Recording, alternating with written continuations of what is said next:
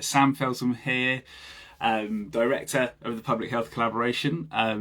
Let me just invite Dr Ben Bikman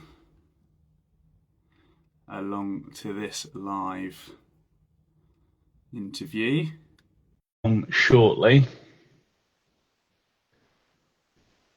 If you've got any questions for Ben, make sure that you put them in the comments, and I'll try to pick them up as we go.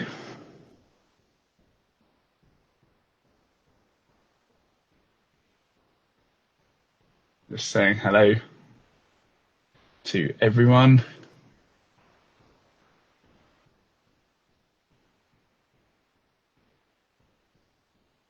Excellent.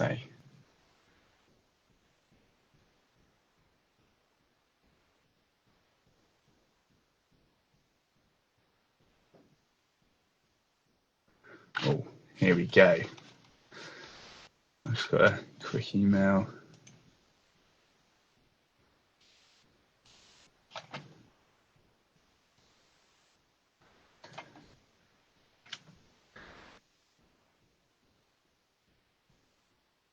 Excellent. Great. We've got a good amount of people joining in. Thank you all for tuning in.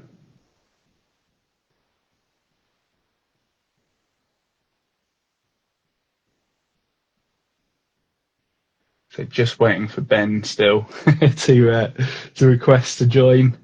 I'm sure he'll be along any moment.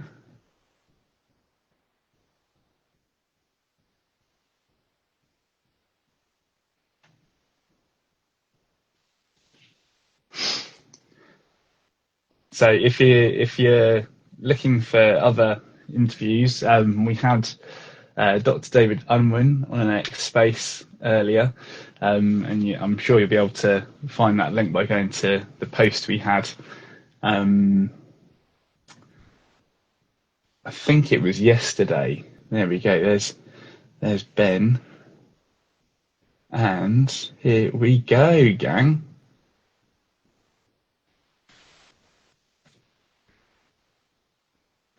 It's just going to appear any moment. Dr. Bikman, how are we doing? Hello, good evening to you, brother. It is nice to connect with you. Yes. Always a pleasure. Always a pleasure. Excellent. Well, yes, really good to connect with you, Ben. It's been almost a couple of years since I last saw you at our 2024 conference. But what I'm really excited about is that we're going to be able to give you more time at our next conference, Ben. Yeah, last time it was an exercise in restraint for me to meet the 10-minute Yeah, restriction. Telling a professor he only has 10 minutes is yeah. like asking a marathon runner to run the race with one leg. It was a tough challenge, but I did it. You did. You smashed it, and it's. I think it's our top viewed video of the 2024 conference. So Which even per though it minute? was a So if you consider yeah, that per unit time, Sam, it makes it even yes. more impressive. 100%, 100%, absolutely.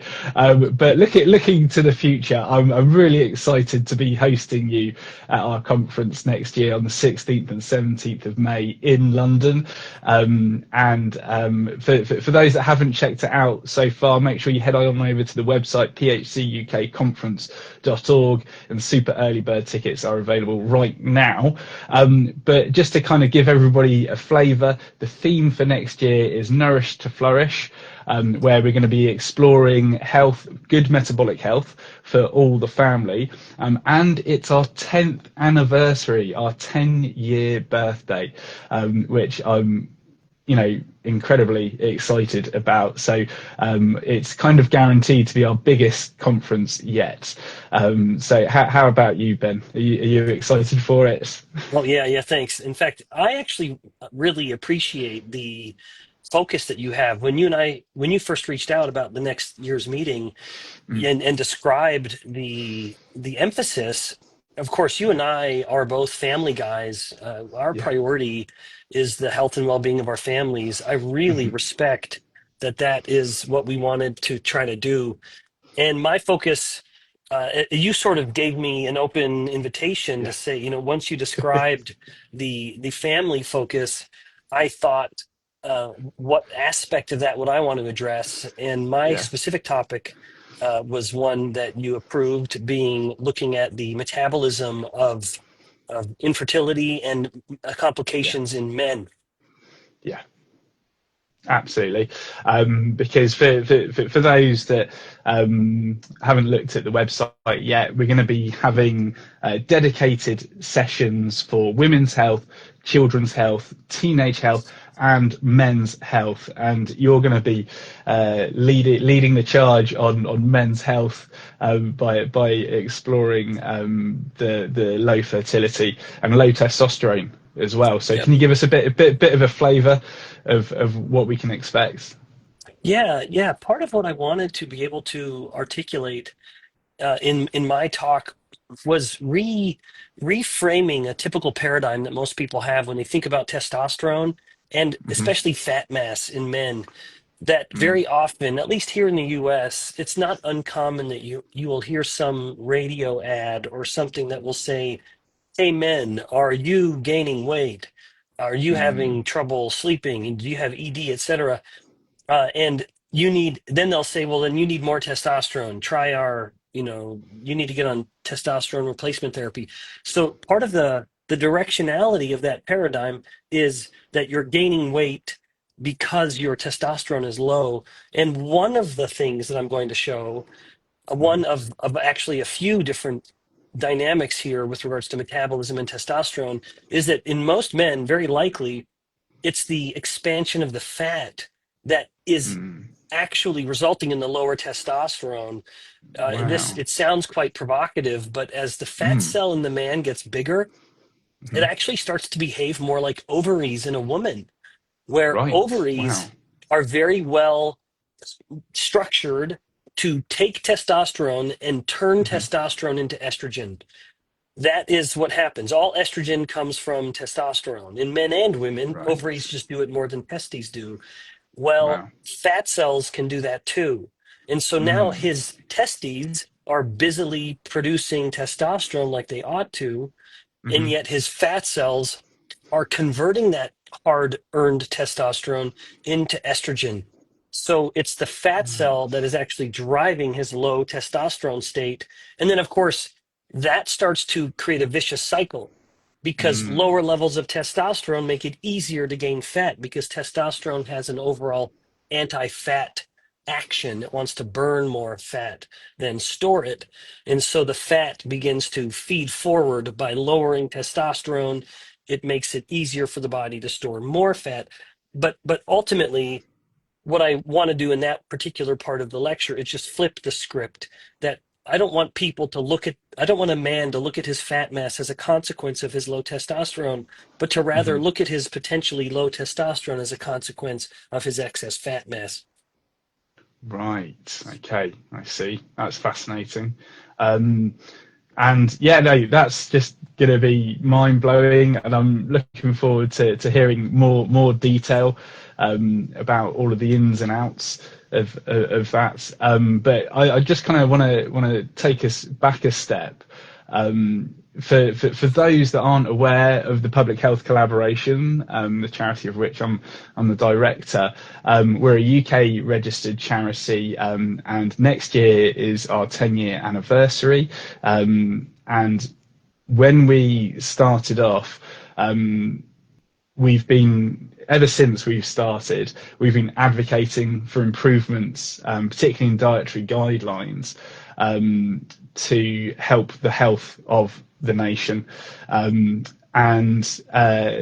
it's been a wild ride for us over the past 10 years, but I'd love to hear, actually, Ben, where you first came across us. Do you remember?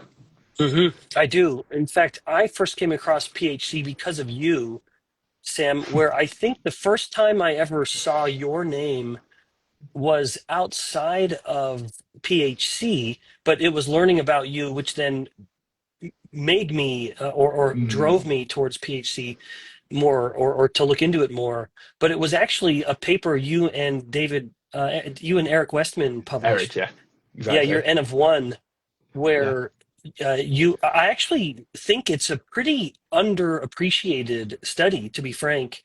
Oh, And bless you. Thank you. maybe just to give you maybe to give you your proper due, I'll find a way to weave that into my Oh, talk when I'm there magic. next year. But what I think, just so everybody can appreciate what you did, let me put it in a brief perspective. One of the issues I have with the research that apparently seeks to understand obesity is that none of them are actually promoting obesity. They're all weight loss studies. But in the process of doing the weight loss study, every single study that has ever been done that attempts to compare a low carb diet versus a low fat diet, or that is to Mm, say, compare the insulin origins of obesity to the caloric origins of obesity, they introduce this irreconcilable confounder, which is they take the average individual who's eating very high calorie, high fat, high carb diet, and hmm. they put them onto a low calorie version of that diet. And Yeah. they call it a high carb diet. It's lower Hmm. in fat to lower the calories, but it is also lower in carbohydrates than the original Yeah. diet they were on. So Yeah. every study that has ever measured insulin in these cohorts finds that insulin also drops considerably on that low calorie, low fat diet. It's because they're eating less of everything. Yeah. And so, how can we hope to actually compare whether it's an insulin driven phenomenon or whether it is purely a calorie driven phenomenon, human obesity, that is? And so, Yeah. my view is that in order to actually answer the question, is obesity driven by hormones or calories? And of course, the reality is it's both.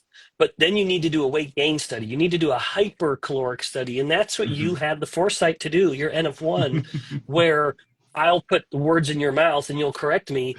You had a hypercaloric version of a high carb diet. You had a Hmm. hypercaloric version of a ketogenic diet.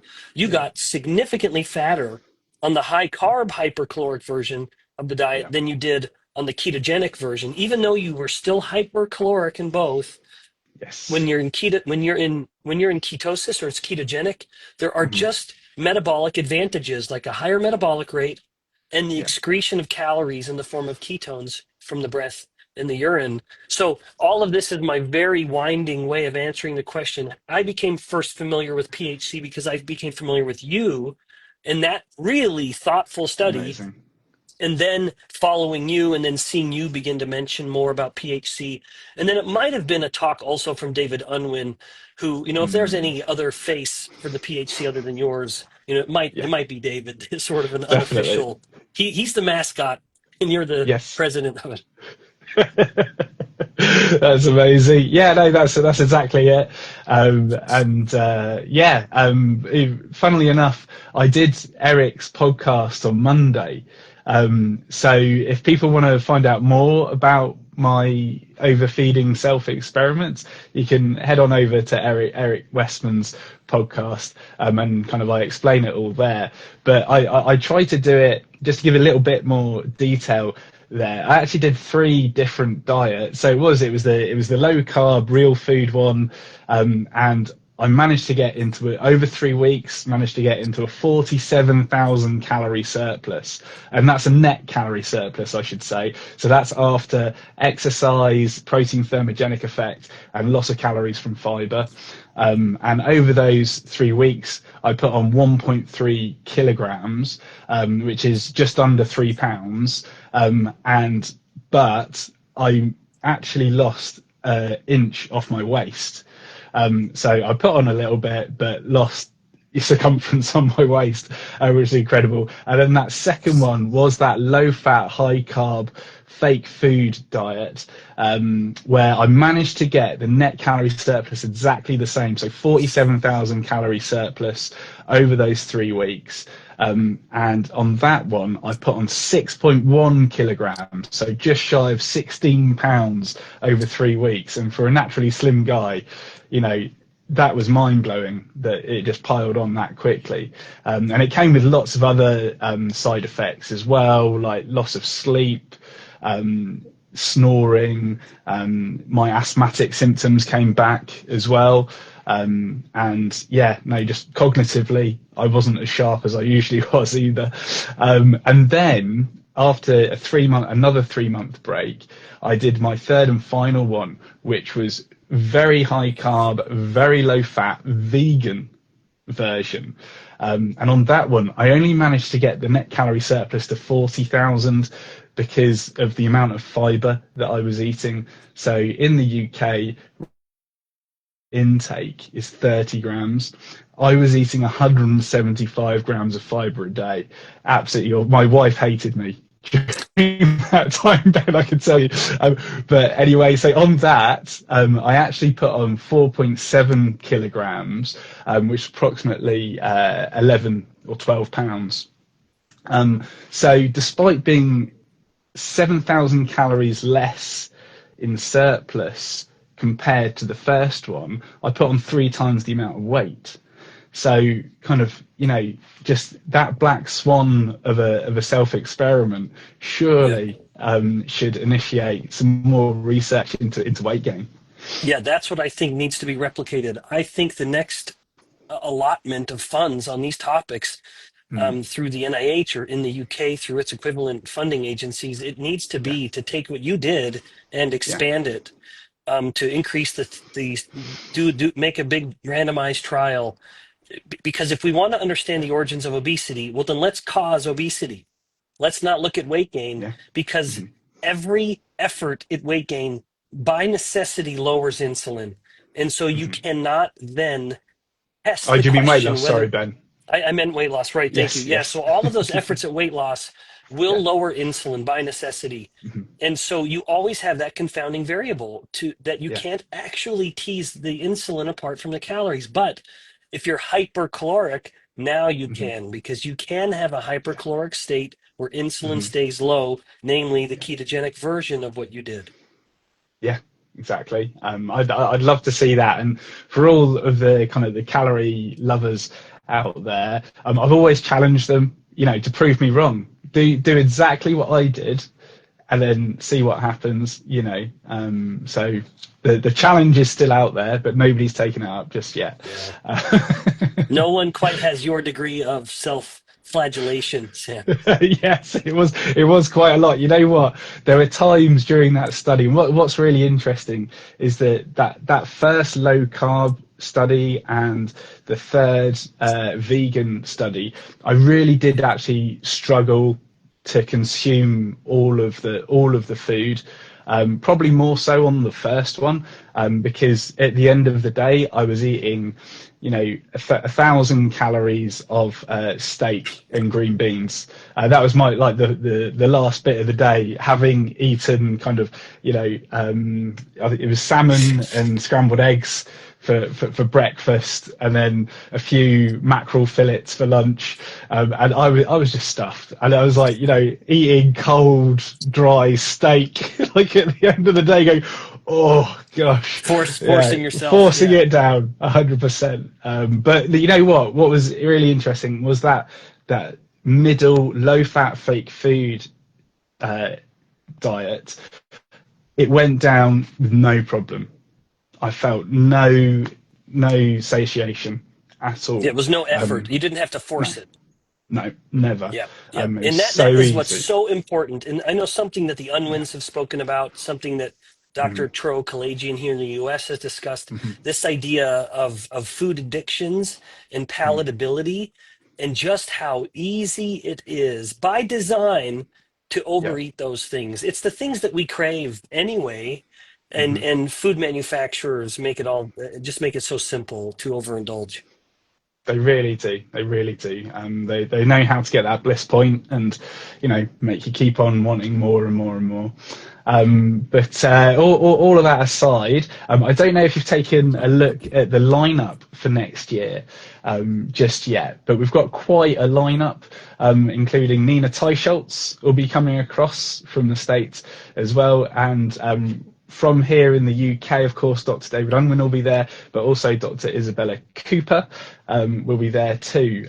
So we're really excited to present all facets of human health. You know, men, women, children, and teenagers all have their kind of their own specifics, don't they? Right. So I'm And I massively know excited you about it. also you extended an invitation to one of my colleagues here from my own university. Of So course, Dr. Paul yes, Reynolds will be there, yes, and I think exactly. he's going to be talking about glycation in Hmm. child development with Hmm. metabolic complications, if I recall correctly. I But it's believe, if you don't mind me correcting you, Ben, it's please, actually going to please. be. I think it's actually, yeah. So it's glycemic load and teenage health, teenage mental health. Sorry, That sounds right. specifically. Yep, that's Yeah. right. Yeah. It'll really be a wonderful lineup. I am really grateful to be a part of it.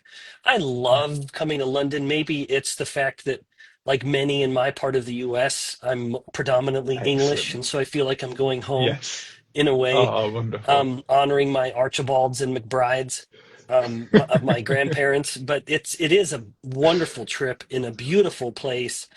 Yeah. As much as it was very fun to go up to, I think it was Sheffield at one time. London is just so convenient, Yes. and It it's is. wonderful to have the Yeah. meeting there. I really Yeah. do hope we get an incredible response.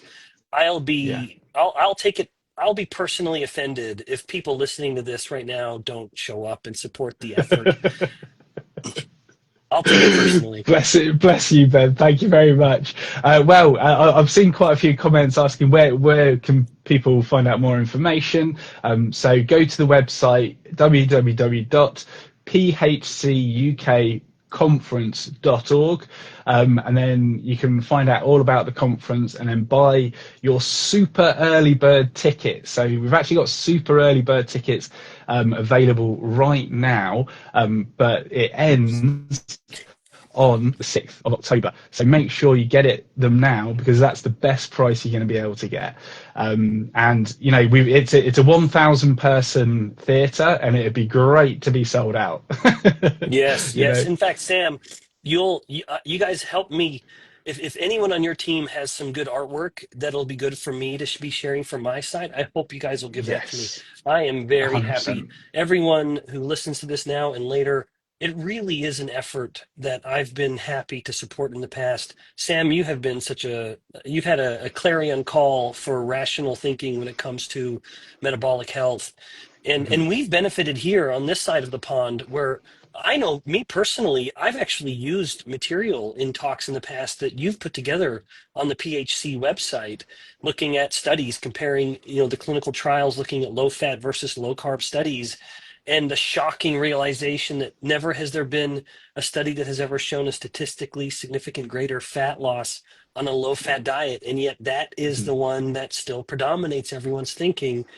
So I really do invite anyone who wants to support rational thinking and food policy, consider, can certainly consider showing up, or another way, donating or supporting the cause. I really appreciate that, Ben. Thank you so much.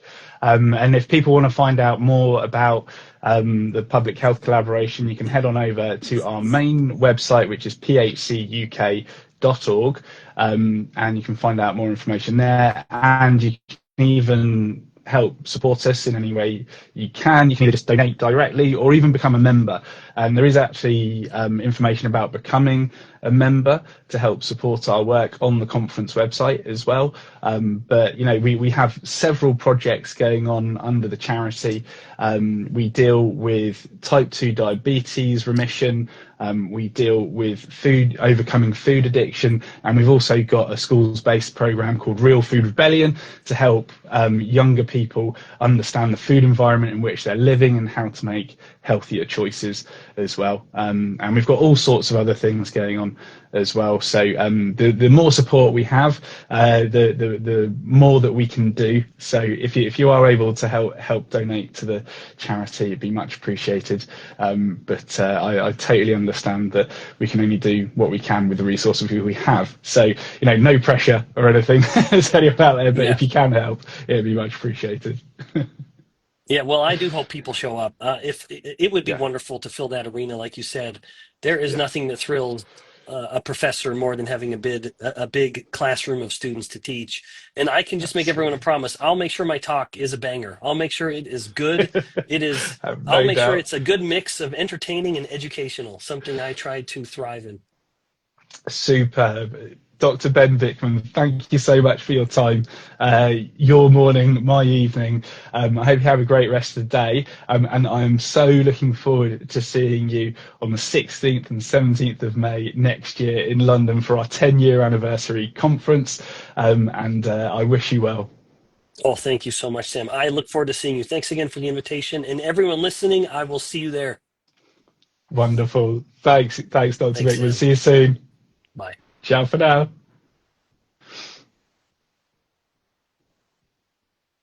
Right, guys, thank you all so much for your time today. As I say, head on over to phcukconference.org to find out more information about the conference and buy your super early bird tickets before the 6th of October. And otherwise, I'll see you on another live next time.